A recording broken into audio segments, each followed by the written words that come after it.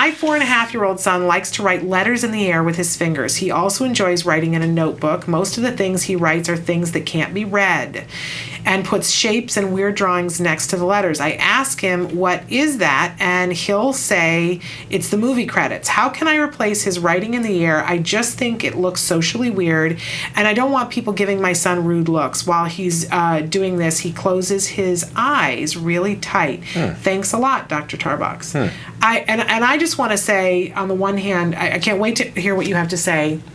And I understand the whole thing about not wanting your child to look socially inappropriate. And I understand how hurtful it is for us when other people are looking at our kids and thinking rude things. I do like to always say on this show that other people's opinions of my parenting are none of my business. And I've added to that recently that other people's reactions to my child are more to do with them than they are to do with my child. That's for sure. I love that. I haven't heard that before, but that is absolutely the truth. Because that helps me to remember, we had a tweet that went out for a while that our intern started that got a lot of traction because it said, being the parent of a child who's on the autism spectrum is not the worst thing that can happen to you.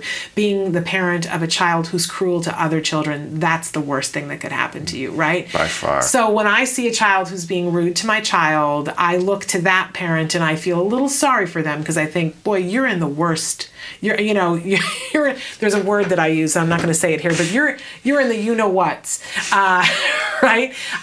Because your life is really kind of miserable.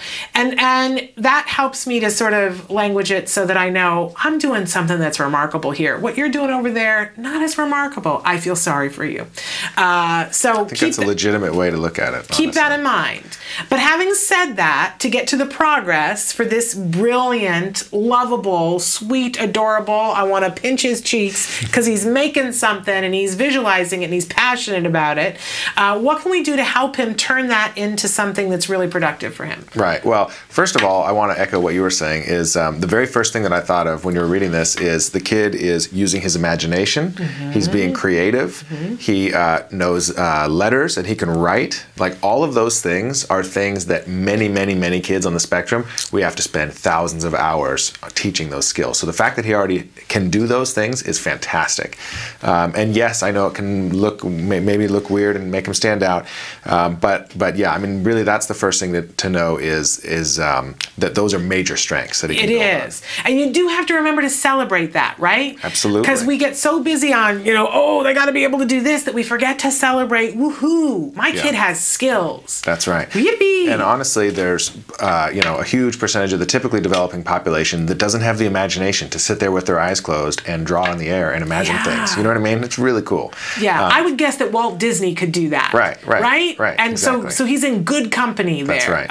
Okay. And then second, I really want to point out that I love the way that your viewer asked the question. She didn't say, how can I get rid of the behavior? She said, how can I replace the behavior with something more appropriate, right? That means like your show's working, people are learning, and people out there are really getting it. It's one of the most important things to know. It's not about getting rid of behaviors. It's about replacing it with something more functional. So maybe in this case, well, it sounds like he already has a really good replacement behavior, which is writing, right? So I would say, I think this would look a little less weird. Maybe he could carry around a notepad and take notes, while he's walking around. A lot of artists do that. Poets, songwriters, they carry around a notepad, and when they have a cool idea, they write it down. So it's a much less socially strange behavior than just doing this in the air. Right. So that'd be an option. Another way is to maybe bring it under what we say is bring it under stimulus control, meaning that we're teaching the child that there's certain situations in which they're allowed to do their repetitive behavior, and then other situations where they're not. And so a lot of times we'll use like a bracelet, basically, two different colors of a bracelet, a red bracelet and a green bracelet, or just bracelet on, bracelet off. Okay. When the bracelet's on, it means you can't do your repetitive behavior, whatever it is. When the bracelet's off, go to town, right? Okay. So if you want to write in the air, no problem. Just go in your bedroom by yourself for 5 minutes, take the bracelet off, and write in the air, no problem. When we're in public and you're wearing the bracelet, then you earn some kind of reward for not writing in the air and instead writing in your notebook, something like that. And having it be in a notebook that you can keep, I think that would be something lovely. I know lots of teenagers that sketch and they take their little book and it's underneath their arm all the time. Other kids now who will draw on an iPad. There's something, and I don't know whether it'd be something that would be useful or not for your child. I don't know if we've talked about this before, but there's those Buddha boards that are really popular right now, where you take, and for kids who make big messes, they're an incredible thing. It's like an advanced, really zen Etch-a-Sketch, because you take water and a paintbrush, and there's a specific, it looks like a stone board, and you take the water and you paint something, and then it goes away after like 45 seconds. It just disappears. That's really cool. And so you have to kind of watch it, and then you watch it disappear. It's like shaking the Etch-a-Sketch. It'd be interesting you know what else to see. is like an iPhone or an iPod or one of the larger, not quite as big as an iPad, but bigger than a phone devices, whatever they call those these days.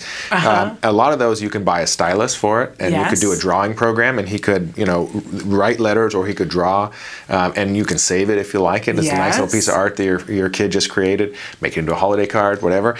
Or you can erase it, right, and just keep going. But all those, I think, would look more socially appropriate than handwriting it, writing in the air.